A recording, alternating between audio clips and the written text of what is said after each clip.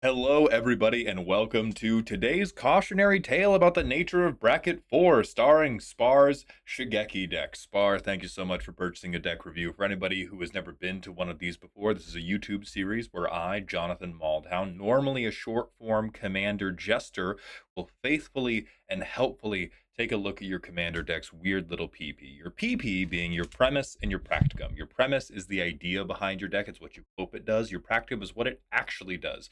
We're going to talk about whether or not there are issues with the idea. There definitely are. And then we'll get into the practicum and see what we can do, make them meet in the middle and kiss nice style. So, first, bracket 4, mono green, and we want to be a control deck.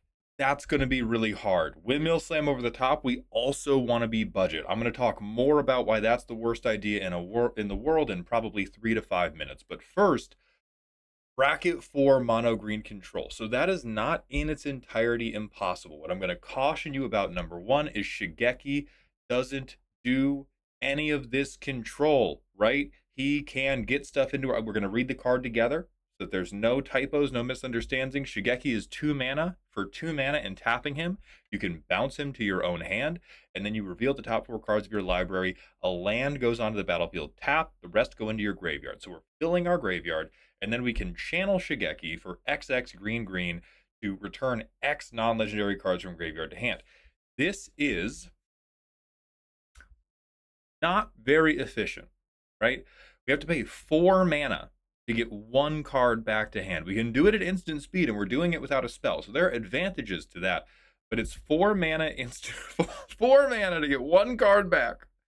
It's it's 6 mana to get 2 cards back. And I know you have other regrowth effects. I know we're not relying single-handedly on Shigeki, but what I want to impress upon you is Shigeki is not doing very much well. The only thing Shigeki does well is that we can mulch over and over and over and over. And so if you're really worried about ramp, Shigeki lets you Shigeki in the command zone lets you ignore having other ways to ramp. But even using him as ramp, it is 4 mana every other turn to put 1 land into play. If a dramatic musical stinger, the one from Psycho, didn't play in your head just now, play it in your head just now. So everything we're doing with Shigeki is really, really mana inefficient. That worries me for bracket 4, because bracket 4 is where we really start to compress on speed. Everything has to be very tight. Everything has to be very powerful. And both halves of what Shigeki can do are not that. There are some ways to overcome it.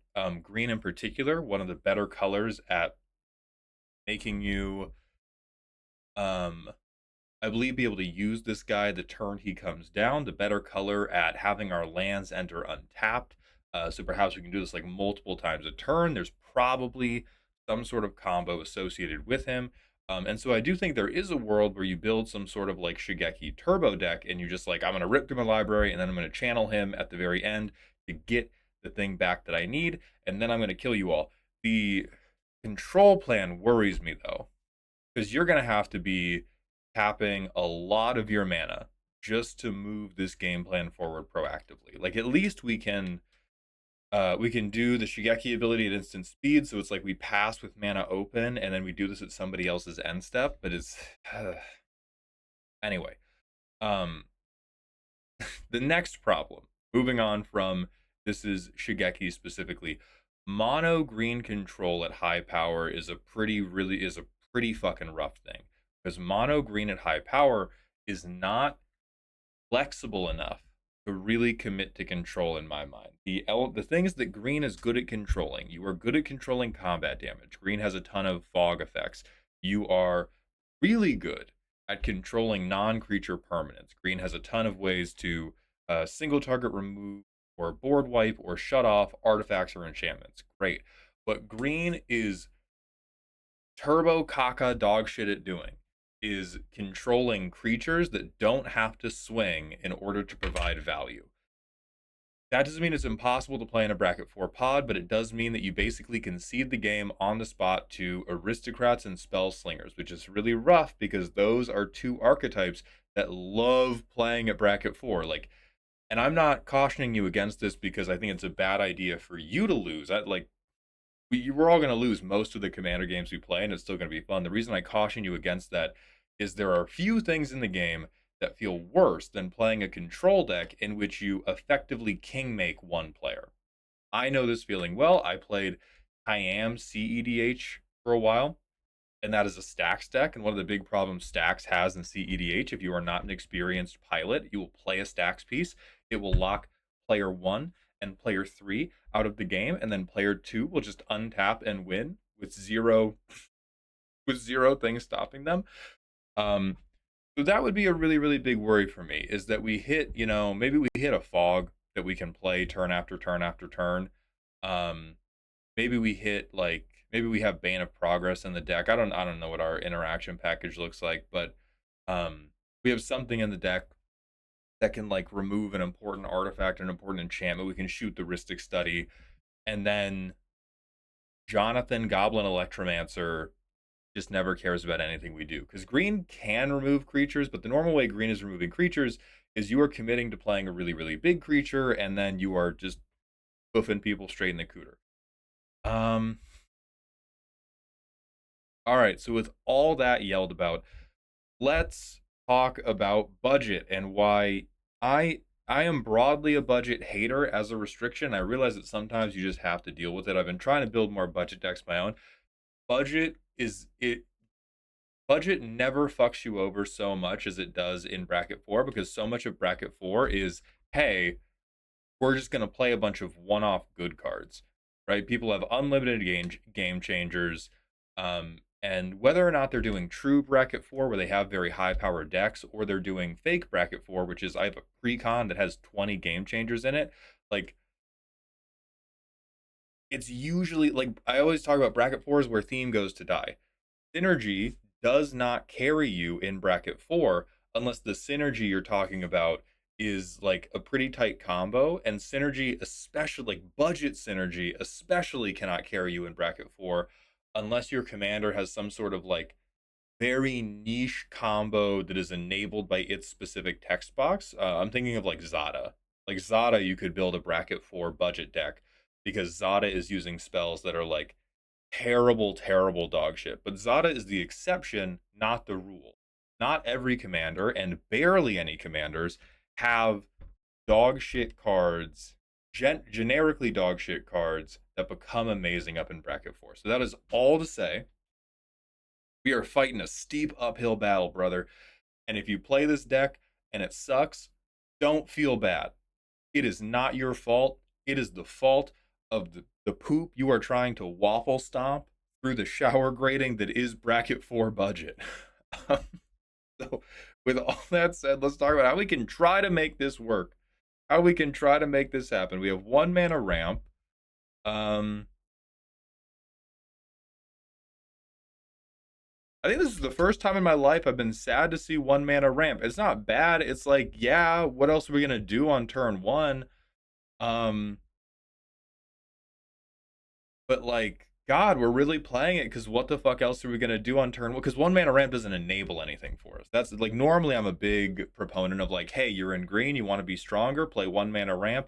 You're gonna be able to play your important shit sooner. But if we want to play Shigeki soon, right? Like, okay, we were playing him on turn 2 anyway. On turn 3, we're gonna have the 2 mana to tap him and bounce him back anyway. Um, so like maybe there are gonna be 1 drops that are better for you, but I doubt it. Let's see, regrowth effects. This says return target creature, return target permanent, return creature or land. Ooh, yeah, hey, get all my lands on the field, dope. Return a permanent, return any card, great. Return a permanent, return a creature or land. 6 is fucking phenomenal. Tato farmers. The reason I'm making the face about these guys is they don't get control pieces back, right? I mean, maybe. What's our land?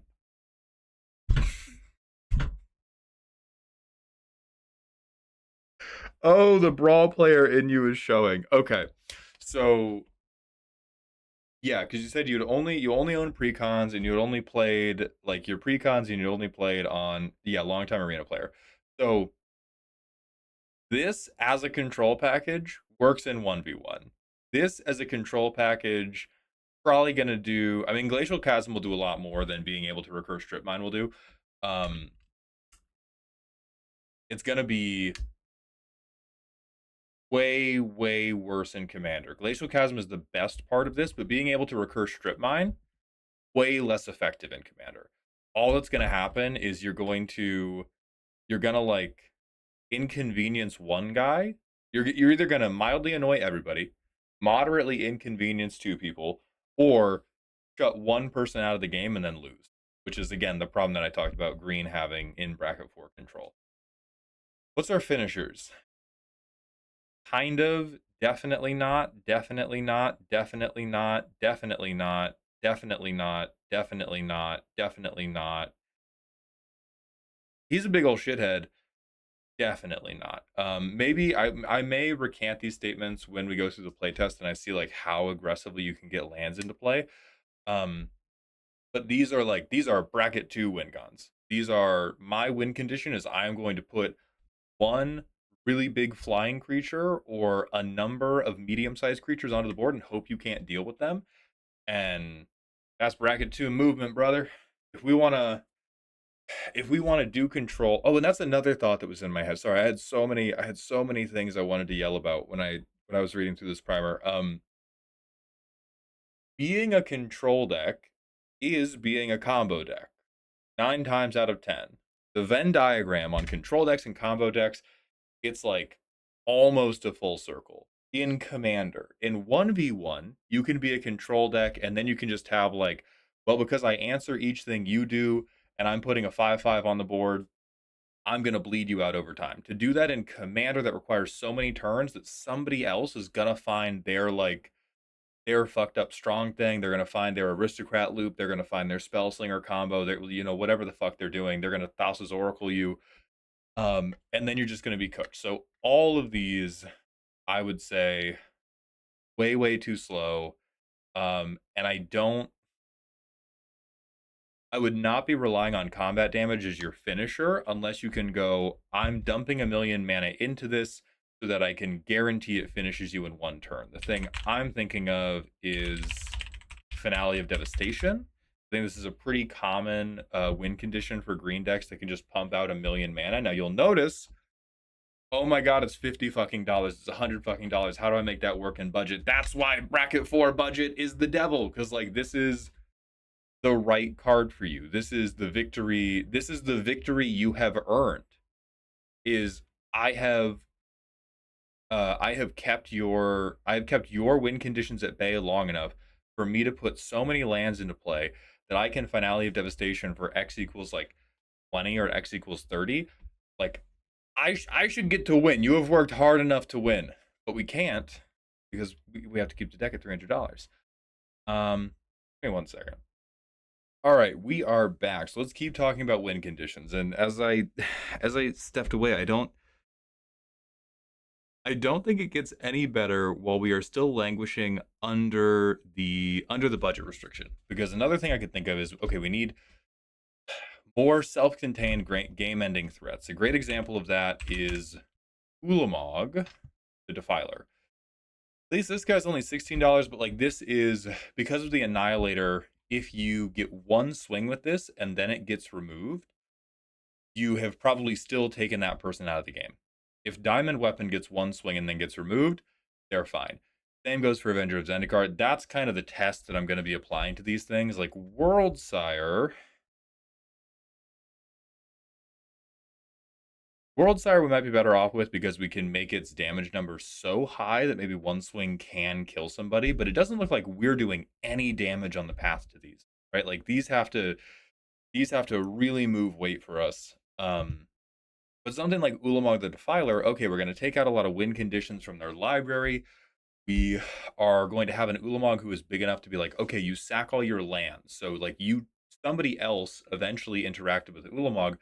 I've successfully taken you out of the game. And if they interact with Ulamog in a way that kills him, we're low-key fucked because Shigeki can't get him back, but we have a ton of other regrowth effects that can get him back. We can recast him.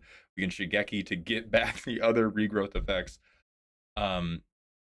So I think there's something there, but we definitely have to bring up bring up the quality of what these finish. I think the self mill section is fine. Uh,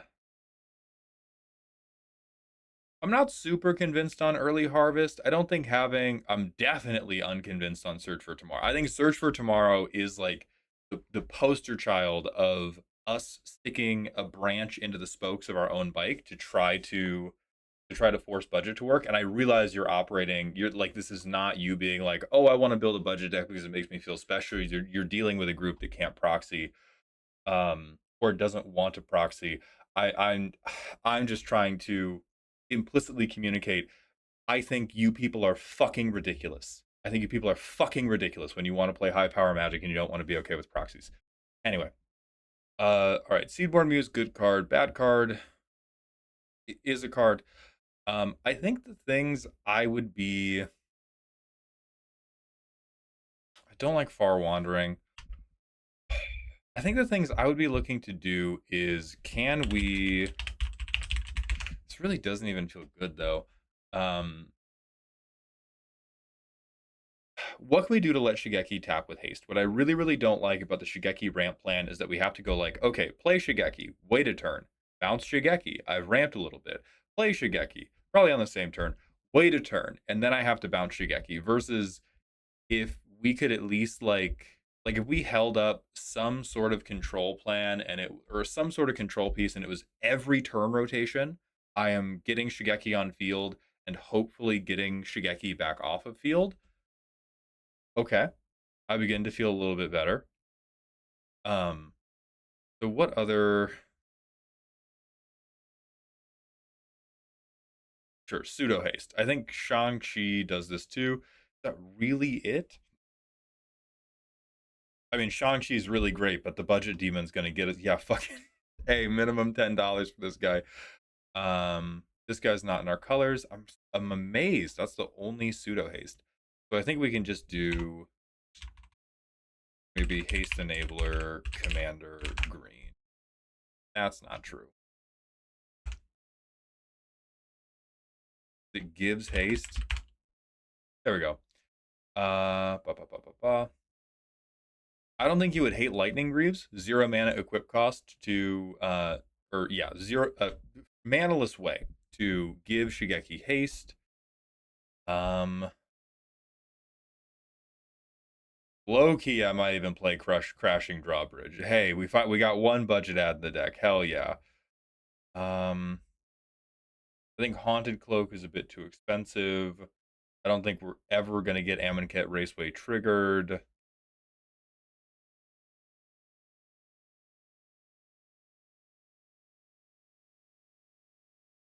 2 mana is really too much for this.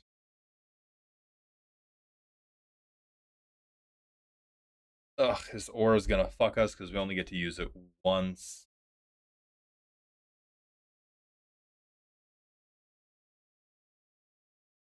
Okay. So we really don't have many that are going to be acceptable. We have a few, we have like three or four ways to give Shigeki pseudo haste. I think that would be valuable to you, particularly when you're getting to the late game and you're starting to have a lot of mana. And what we need to do is, how do I leverage this lot of mana to dig for something good? Then it's like, maybe I can 4 mana mulch multiple times, or I can do like, I'm going to mulch and then play Shigeki and then hold him with my mana open. And that'll let us dig faster, which can solve some of these problems with like, I'm worried about being successful in my game plan and then having nothing to do. But let's look at the playtesting. This looks really rough, right? Like we can play Shigeki on turn 2. We don't have any control elements, practically. We don't have any interaction. We don't have any ways to deal with people doing stuff to us. So I'll take the free mulligan. We hit one piece of interaction and we do hit one of our good finishers. So like hey, hell yeah, Glacial Chasm. Let's see. So I'm gonna put Shigeki down because we have to deal with the summoning sickness problem. We fertile ground, enchant this. Wait, I mean, like we pretend we have other interaction, but we have no other interaction. So we bounce Shigeki, reveal top 4. Great, we have strip mine now.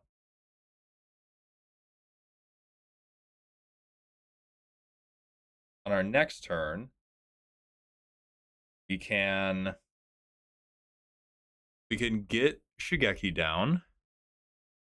We get Sapling Nursery down. Sapling Nursery is 6 mana now. No, it's 4 mana now because we have 4 forests. We could play Sapling Nursery, and this is like good, clean, honest synergy right here. It's just not bracket 4. Like bracket 4, we have just crossed the moment where everybody else is allowed to try and win the game. They're allowed to try to end the fucking game at this point. And Glacial Chasm can hold up them trying to win the game against us with combat damage or with damage, period. I believe in it a lot for bracket 3. I believe in it 0 for CEDH. I believe in it less for bracket 4. But so we get a landfall benefit. All right, we get a 3/4. And we 2, 3, 4, 5, 6, 7. We can play Avenger of Zendikar. Huzzah! And now we have a bunch of 1/1s. So this is like, if we're in a bracket 3 game, we're rocking in the free world. We're best possible situation. Bracket 4, somebody else probably just showed us like fucking Underworld Breach and we explode. Turn 6. Now we play Glacial Chasm. Get another Tree Folk. We get a counter on all these guys. Does getting Diamond Weapon matter? I don't think so. Getting back Haywire might matter. I'm going to get back Haywire Might and play it. That's going to take 3 of my mana.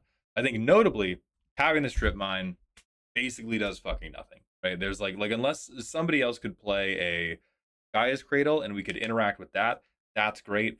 This does not a control plan make IMO. We have Haywire Might. We can sack him to get rid of an enchantment or creature. We blow up somebody else's One Ring. And then on end step, we fucking whiff with Shigeki, and he comes back to our hand. We could channel him at this point. There's just nothing. There's nothing in the graveyard that makes that 4 mana channel feel good to me. We get Shigeki down, and like it's turn 7 now. I think it's really starting to hurt that we don't have a compelling way to close this out. So I think the things that would benefit you is pseudo haste, better individual creatures, although Ulamog is one of the only ones I can think of. You could do other Eldrazi, like other Ulamog isn't a bad shout. I was murdered by other Ulamog in a bracket 3 game a little bit ago. But getting value off the cast, it being indestructible, and then being able to maybe wipe out other people's win cons, like it's a little bit better than like Diamond Weapon. And then Emrakul is really funny though. I want to let you keep Emrakul that. But it's definitely better than like Rude Awakening, unless you have a combo to dump every land in your deck out. The other thing that would be valuable would be ways to, I don't really know if we want to commit to this, but the only way I would believe in Strip Mine being in the deck is if you had stuff that was like Conduit of Worlds. Yeah, stuff like Conduit of Worlds, so that we could do it over and over and over and over again. If you can strip mine somebody, like if you can strip mine 10 times in a game, I believe in strip mine as a pretty effective control piece, especially in bracket 4 where people are being greedier and greedier with their mana bases. If it's like I can strip mine once and then maybe I'll find another thing that can get it back one time, don't believe in it so much. So Conduit of Worlds, Crucible of Worlds. I have to have missed these. Every green player. Hold on.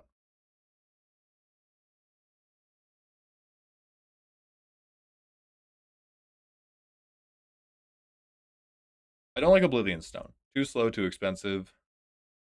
Um, Storage Matrix is crazy, but I do believe in it.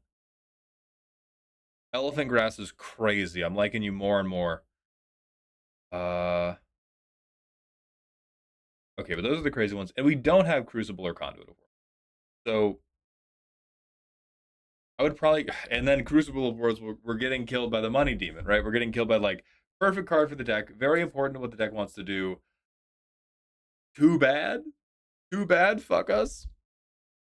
And so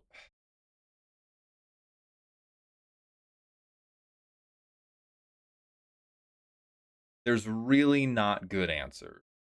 I see the work that you have done to try to succeed under the constraints of your budget, and that work is phenomenal for operating in bracket 3. You might even be able to like punch up into bracket 4 games, right? When other people have an unlucky game, maybe you politic really, really well. Um, but you definitely need stronger proactive things to do than just medium amounts of combat damage. We need it to be like shitloads and shitloads of combat damage. I believe the least in like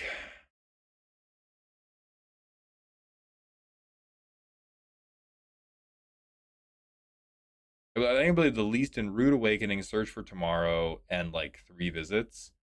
Um, there's obviously a lot more tutors we could have. On the regrowth side, the stuff I believe the least in is the stuff that says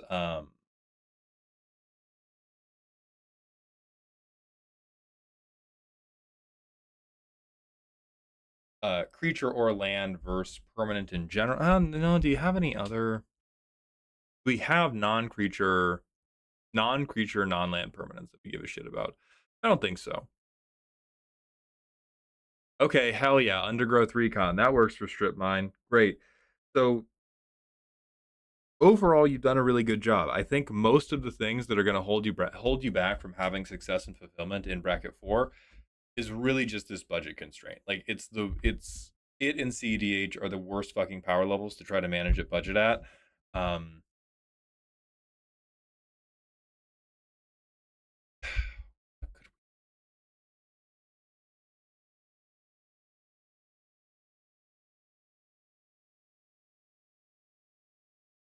I would even almost like sooner play Galta than I would play Diamond, but I just don't think it being immune matters that much. And I'm trying to think of anything.